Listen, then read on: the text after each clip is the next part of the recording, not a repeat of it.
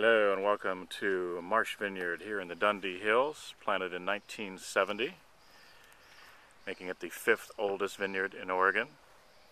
Say hello, Martha. Hi, everyone. And here we are in Block 10, also known as Loewy's Block.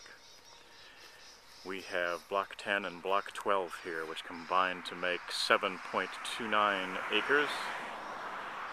And this is our 3rd year of farming it biodynamically. And as you can see, the rows here are pretty wide. Back in the day, UC Davis, the big viticultural school, was advising everyone to plant the rows about 12 feet wide, keep the plants 6 to 8 feet apart so the tractors could go through easily. And of course now we know that high density is probably the better way to go. But in the meantime, this is what we got. And these are beautiful, beautiful old vines.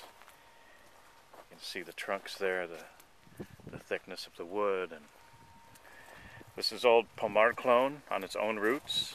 Everything planted in Oregon prior to 1989 is all own rooted. Phylloxera will ultimately get here someday, but no signs of it around here yet. Here's something interesting. This is a plant that is mutated into Pinot Gris. You know, Pinot is quite often prone to mutation out in the field. And I don't know if you can see this very well, but we've got some pinkish grapes there. That's Pinot Gris. And the other row over, I found a plant the other day that is in fact Chardonnay. It was planted as Pinot Noir, but Pinot Noir, Chardonnay, Pinot Gris, Pinot Blanc are all part of the same family genetically, and quite often you'll see a mutation in the field, and that's what we've got here. Here's our daughter Piri. Hi. Tasting the fruit. We're just maybe 5 to 10 days away from picking. This is September 27th, 2009. There's a nice little berry.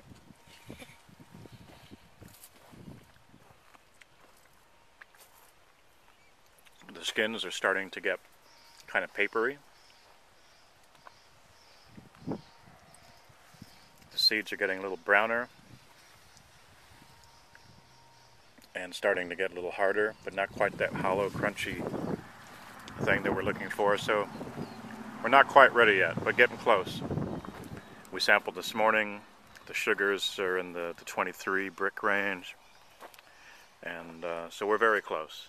This is going to be the last day of any heat. It's about 80 degrees today, and it's going to cool down into the 60s for the foreseeable future for the next couple of weeks. So I don't expect much more sugar development here, but probably a lot more flavor development in terms of hang time. As these grapes stay on the vine a little bit better, the flavors will get more complex and more interesting. So you'll notice that we're looking on the east side of a row here, and you can see all the clusters quite clearly. The leaves have been pulled so they get maximum light and maximum air movement through on this side. But on the west side, as we go over here to look at the other side of a row, you see there's a lot more leaves still left on, covering the fruit to help shade it a little bit, to help prevent it from getting sunburn and too much direct sunlight on the fruit, which has been really beneficial during the few heat spikes we've had over the course of the growing season here in 2009. Had we pulled as many leaves on the west side as we've done on the east, we'd have a lot of sunburned fruit right now. But as you can see, these clusters are pretty nice and healthy and clean, showing no sunburn. In fact, there's still a few clusters that aren't completely through. Vert raison yet. You know, you can see a little sort of like light pinky purpley stuff in there. So as Martha and Piri start rolling up the hill here, we're walking up through Block 10, up to the top of the hill, with a beautiful vista over all the red hills here. So that's looking we're up at the top of the hill at Marsh here now. That's looking over Knutson Vineyard, which was originally Knutson Erath many years ago. A beautiful place on the hillside. And then right over here in front of us, this is our Block 12 at Marsh. This was planted a couple of years later than Block 10, but still some nice old vines, as you can see. But I think these are late 70s rather than some of the 1970 planting. It truly is an honor to be able to work with these beautiful old vines. We lease these 7.29 acres here, and wow, the most amazing fruit in the cellar every year, and a great pleasure to work with. It makes absolutely beautiful wines. Thanks for joining us. I'm Scott Wright. This is Maresh Vineyard with Scott Paul Wines.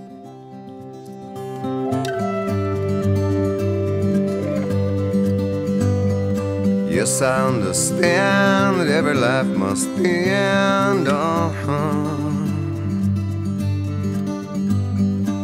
As we sit alone, I know someday we must go on.